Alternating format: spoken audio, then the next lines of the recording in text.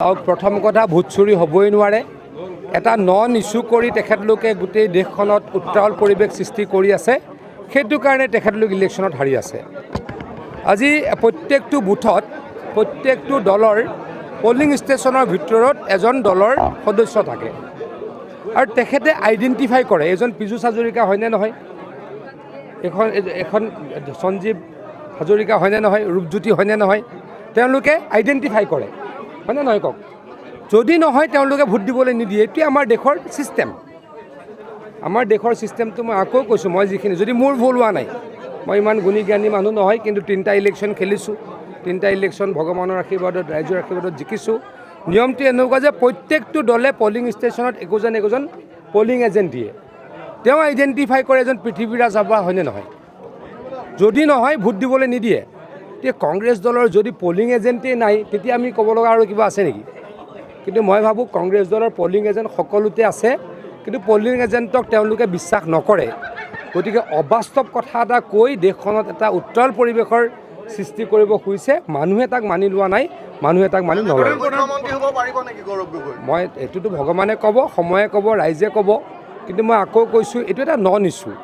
দুৰ্নীতিৰ কথা ক'ব নোৱাৰে কাৰণ আমি দুৰ্নীতিত কাকো লিপ্ত হ'বলৈ দিয়া নাই চৰকাৰখনে দুৰ্নীতিৰ বিৰুদ্ধে অতি কঠোৰ সিদ্ধান্ত লৈছে কঠোৰ ব্যৱস্থা লৈছে প্ৰায় 2 লাখ চাকৰি দিবলৈকে আগবাঢ়িলোঁ কোনো ক'ব নোৱাৰে এটা ক'ৰবাত এটকাৰ দুৰ্নীতি হ'ল গতিকে তেওঁলোকে দুৰ্নীতিৰ কথা ক'ব নোৱাৰে আমি কাম নকৰা বুলি ক'ব নোৱাৰে অবাস্তৱ মিছা কথা এটা কৈ আন্দোলন কৰি দেশখন উত্তাল কৰিছে মানুহে তেওঁলোকক তাৰ প্ৰতিক্ৰিয়া দিছে মানুহে তেওঁলোকক ইলেকশ্যনত ভোট দিয়া নাই প্ৰধানমন্ত্ৰী ডাঙৰীয়া অহা 18 তাৰিখে আমাৰ নলতলী এই আমাৰ তেজপুৰৰ নিকটৱৰ্তী নলতলীৰ মৌচন্দা পথাৰলৈকে আহিব আগদিনা তেখেতে 17 তাৰিখে গুৱাহাটীত আহি উপস্থিত হ'ব গুৱাহাটীত আমাৰ সৰুসজাইত আমাৰ বাগৰুম্বা নৃত্য তেখেতে প্ৰত্যক্ষ কৰিব যেনেকৈ আমি মেগা বিহু কৰিলোঁ আমি ঝুমুৰ কৰিলোঁ এইবাৰ আমি বিশ্ব দৰবাৰত প্ৰতিষ্ঠিত কৰিবৰ কাৰণে বাগৰুম্বা নৃত্যক প্ৰদৰ্শন কৰিম প্ৰধানমন্ত্ৰী ডাঙৰীয়া তাত মুখ্য অতিথি হিচাপে অংশগ্ৰহণ কৰিব তাৰ পাছদিনা মৌচন্দা পথাৰত কলিয়াবৰৰ নলতলীত প্ৰায় 1.5 লাখ মানুহৰ উপস্থিতিত তেখেতে আমাৰ কাজিৰঙাৰ এলিভেটেড কৰিডৰৰ আধাৰশিলা স্থাপন কৰিব প্ৰায় 7,000 কোটি টকাৰ এইটো এটা প্ৰজেক্ট 35 কিলোমিটাৰ ধৰি এখন ওপৰে যাব ৰাস্তাৰ ওপৰে